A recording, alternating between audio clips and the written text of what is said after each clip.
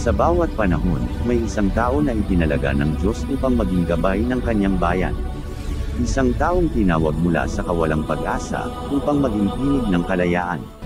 Sa lupaing pinaghaharian ng kadiliman at pagkaalipin, ipinanganak ang isang sanggol na magiging kasangkapan ng Diyos upang baguhin ang kasaysayan. Mula sa ilog ng Nile, hanggang sa bundok ng Sinai. Mula sa palasyo ng Faraon, hanggang sa ilang ng pagsubok. Siya ang lalaking humarap sa hari ng Ehipto sa ngalan ng Diyos. Ang propetang nakipag-usap sa Diyos ng harapan.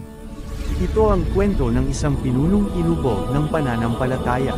Ito ang kasaysayan ni Propeta Moises. Sa panahong iniutos ng Faraon na patayin ang lahat ng sanggol na lalaking Hebreo, isang ina ang naglakas loob na magtiwala sa Diyos. Ipinanganak niya ang isang sanggol na lalaki, at sa takot na siya'y mapatay, inilagay niya ito sa isang basket na yari sa tambo at pinalutang sa ilog Nile. Ngunit hindi siya pinabayaan ng Diyos. Natagpuan ng anak ng Faraon ang sanggol at naawa. Dadalhin ko siya at aalagaan na parang sarili kong anak. At doon, sa mismong palasyo ng kaaway, lumaki si Moises bilang prinsipe ng Ehipto. Ngunit ang kanyang puso ay nanatiling tapat sa kanyang mga kababayan. Isang araw, nakita ni Moises ang isang Ehipsyong nananakit ng alipin. Sa galit, pinatay niya ito, at itinago ang bangkay.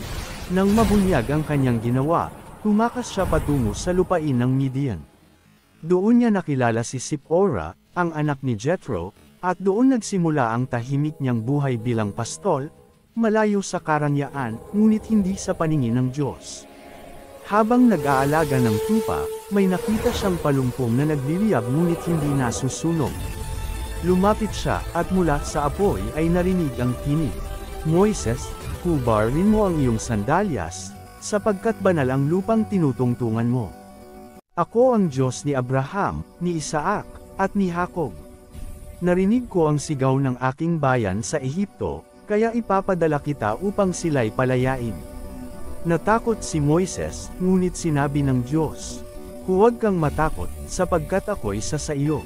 Mula noon, dala ang tungkod ng kapangyarihan, nagsimula ang misyon ni Moises. Hinarap ni Moises ang Faraon at sinabi, ganito ang sabi ng Diyos, pakawalan mo ang aking bayan. Ngunit tumanggi ang Faraon, kaya nagpadala ang Diyos ng mga salot sa buong Ehipto. Ang tubig ay naging dugo, dumagsa ang mga palaka, sumiklab ang mga langaw, puto, at sakit ng hayop. Bumuhos ang yelong may apoy.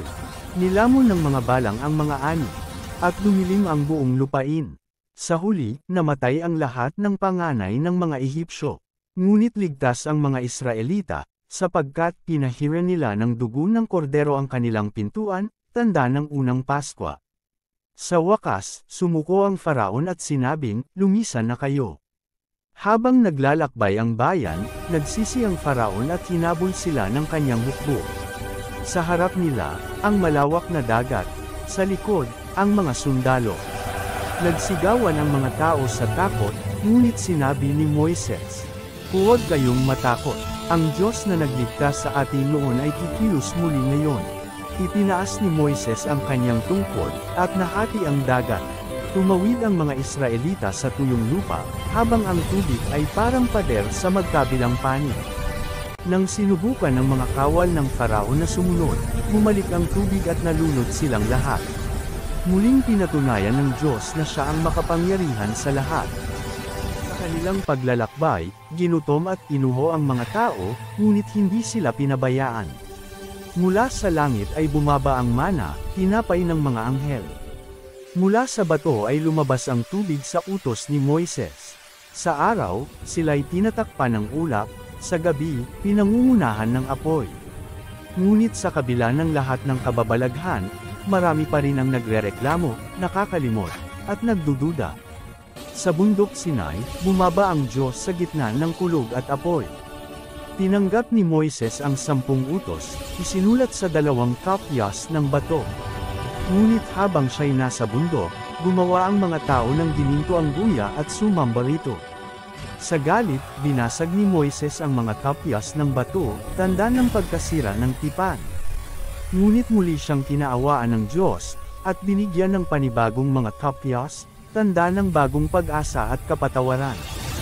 40 taon silang naglakbay sa ilang.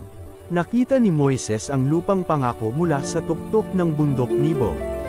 Ngunit hindi siya pinayagang pumasok, sapagkat tapos na ang kanyang misyon. Doon, sa piling ng Diyos, pumanaw si Moises, ang lingkod ng may kapal, ang propetang naging mukha ng pananampalataya. Ang buhay ni Moises ay patunay na ang tunay na lakas ay nagmumula sa pagtitiwala sa Diyos. Maaaring hindi natin marating ang lahat ng ating pinapangarap. Ngunit kung tayo'y mananatiling tapat, mapupunan ng Diyos ang lahat ng kulang sa atin. Dahil ang pananampalataya ay hindi lang paniniwala, ito'y pagsunod, kahit hindi pa nakikita ang daan.